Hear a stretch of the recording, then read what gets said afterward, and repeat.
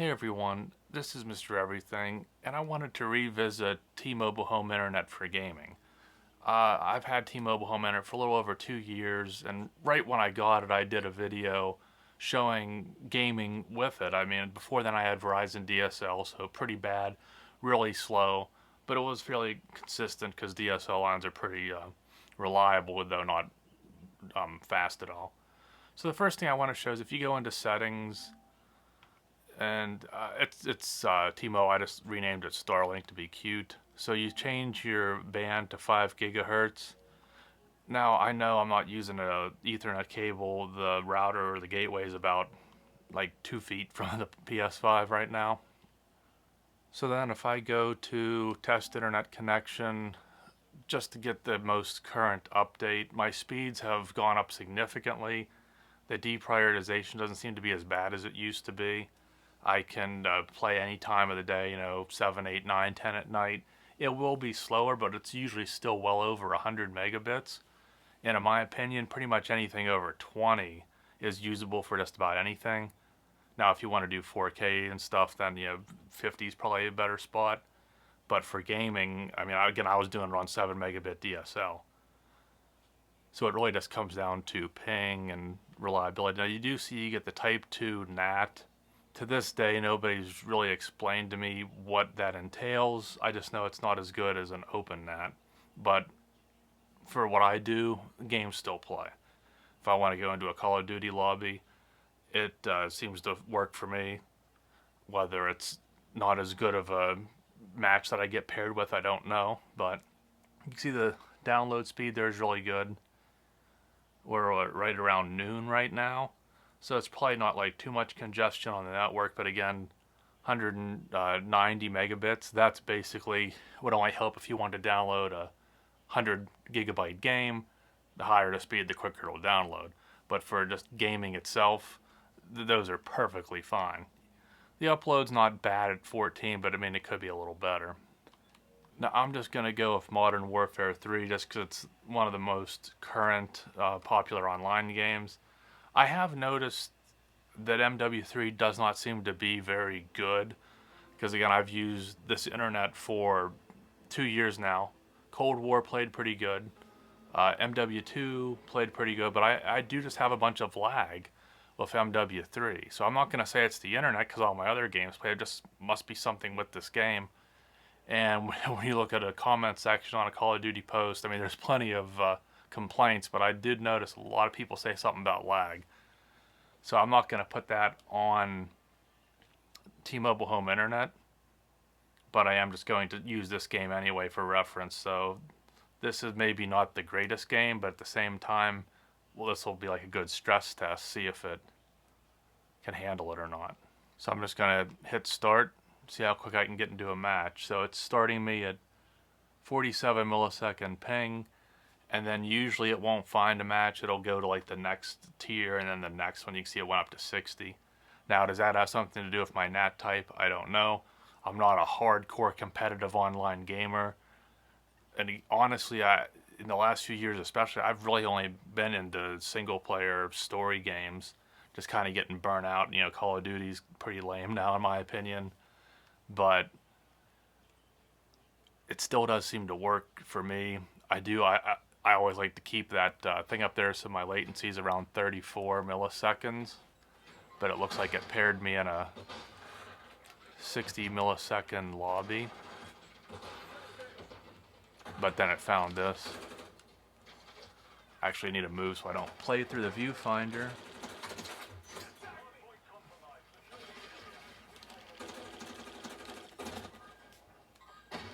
I'm having like the hardest time of my life trying to not look through the viewfinder and look around it and pay attention.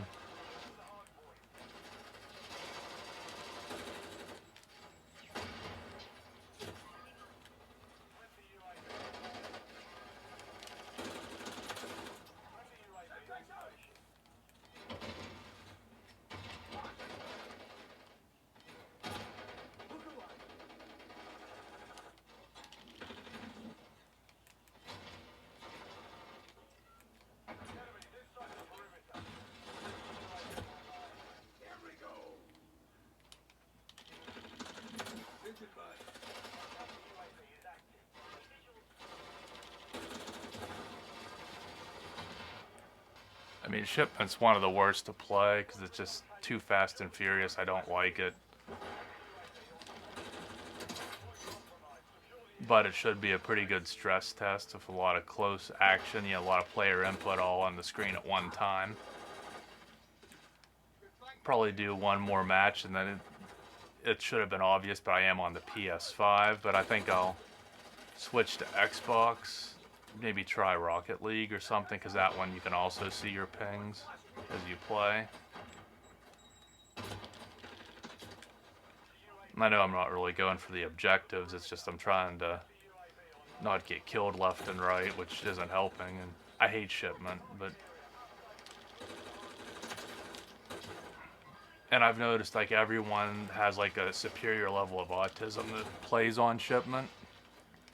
I mean, a lot of the usernames should just give it away, but it's just not fun in my opinion. But quite frankly, nothing about Modern Warfare 2 or 3 was fun at all to me. That's probably why they have some backlash.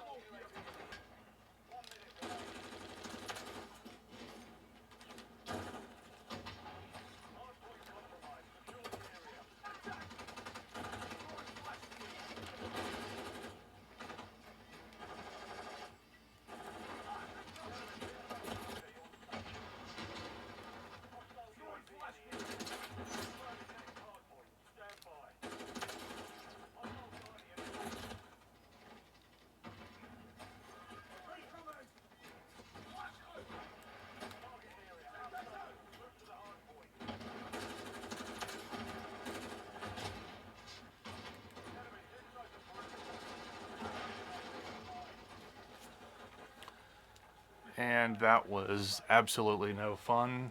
It had nothing to do with T-Mobile. I thought that the game played pretty smoothly, but I did not enjoy it at all. But that's just indicative of the game, especially on Shipment. If an objective match like that, it was just no fun. But it did play pretty smoothly for all the chaos going on. Now I've switched over to the Xbox, so you can see, as far as I know, you can't pick on the console which band you want to connect to, but it automatically connected to 5 gigahertz. Again, it's the same thing. The Series X is probably about 2 feet from the gateway, or you could configure it in the gateway just to have a 5 gigahertz network, but I leave it on automatic. And let me go to do a speed test. You can see on Xbox they call it a moderate NAT instead of type 2 like on PlayStation. But again, moderate, it's better than strict or type 3. But again, I don't really know what exactly that means. So you can see the download and upload are almost identical to what was on PlayStation. Latency's coming in at 56 milliseconds. I think that just via like running this through Xbox Live adds latency. Because if I ran a speed test on my phone or something with speedtest.net, I'd get like maybe 17 milliseconds, 19, 20, 24. And I could do that right now, maybe get that result and then come on here and it adds about another 30 or so. And we're going to try this Call of Duty because I actually think this one's actually fun to play. And I don't think it has the level of sweat that any of the Modern Warfare ones do.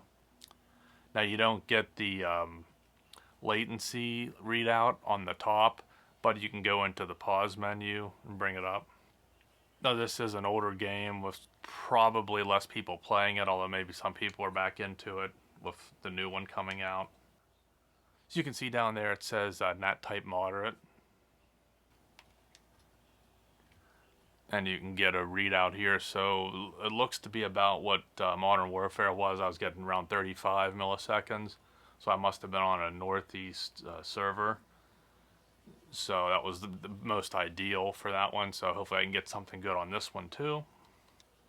Again, it takes a little while to find a match. I'm not sure if that's my NAT type or if there's just not that many people playing. Because I thought like back 10 so years ago, BO2 and stuff, that you'd kind of just hit matchmake and you'd get in the lobby in probably like 5-10 seconds. But I'm wondering if it's the game because COD Mobile, which I'm still using my same home internet, I can get a match in like 2 seconds. Basically, you basically hit like confirm or whatever, and you're in.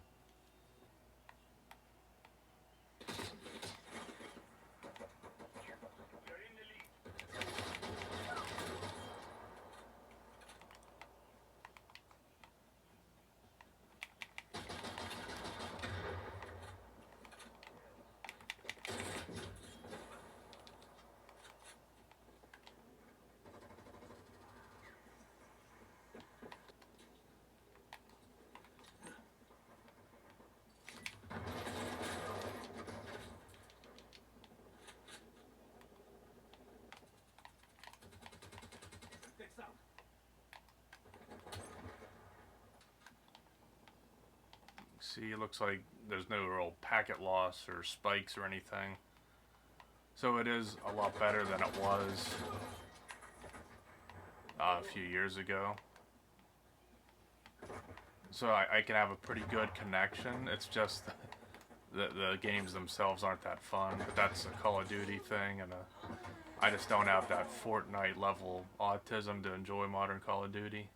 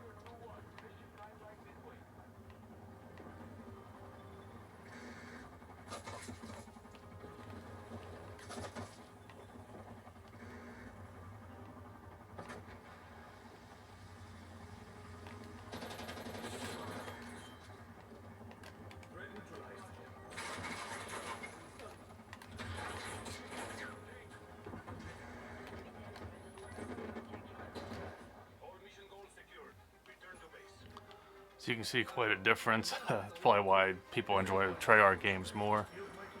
Of course, it was a completely different type of map and not an objective-based game, but still. Again, no issues with lag or rubber banding or anything. So I really think T-Mobile, it is just fine for gaming. I figured I would try some Rocket League here.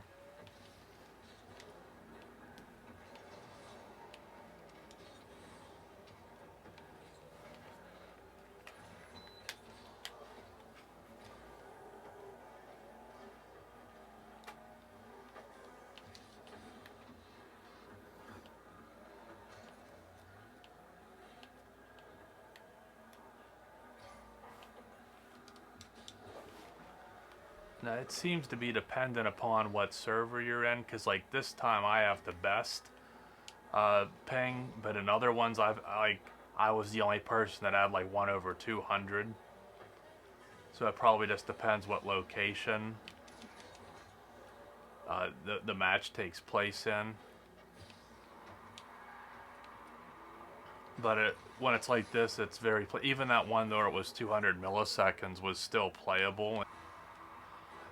And as you'd expect, I guess I have the best ping, but the worst skill at this. But I don't know, Rocket League's a game I've never been really able to get that good at. Now I like Snow Day. That one it's more predictable because it's a little bit easier to play, I think. And this one doesn't look like it's going to go too well, so. But I think you can tell that it just plays. Again, this is a good lobby. I'm not having any issues. I'm not having rubber banding or any latency or packet loss symbols, which sometimes in the past I would have that. But I haven't been having those issues. I must have got that fabled tower upgrade. Though again, you can see I'm maxed out at like 250 maybe megabits. So still not the greatest, but it's enough for gaming. And it's all dependent on your area as well.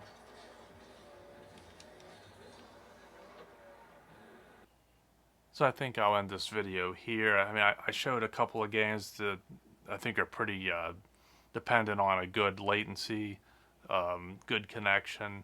The speeds, again, that's basically if you want to download a big game. 200, though there's always room for improvement. I mean, why not get 500? Why not get 600 or 700 or gigabit?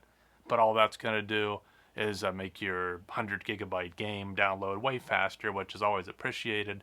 But for the actual concept, the core of just online gaming, the speeds now that I got that upgrade, more than enough. I don't face the deprioritization like I used to. So again, usually even at night, I almost never have a problem. So that's great. Not that it was bad when I first got it, but it was just the deprioritization. Most of the time at night you couldn't play it. It was just too slow. Now, in any non-peak time, it's perfect. And 9 times out of 10 during a prime time, congested time, it still works just fine. So for me, it will vary for all areas. It is very good now. I'm really happy with it. And at this price point, you're not getting the best gateway in the world. You do have the moderate type NAT. So some give and take, especially when you consider for gaming. But you can see it does work. And at this price point, it does enough of everything affordably and reliably enough that I'm okay with it. I think I'll leave that there. So thanks for watching, and you'll see me in the next one. Have a good one.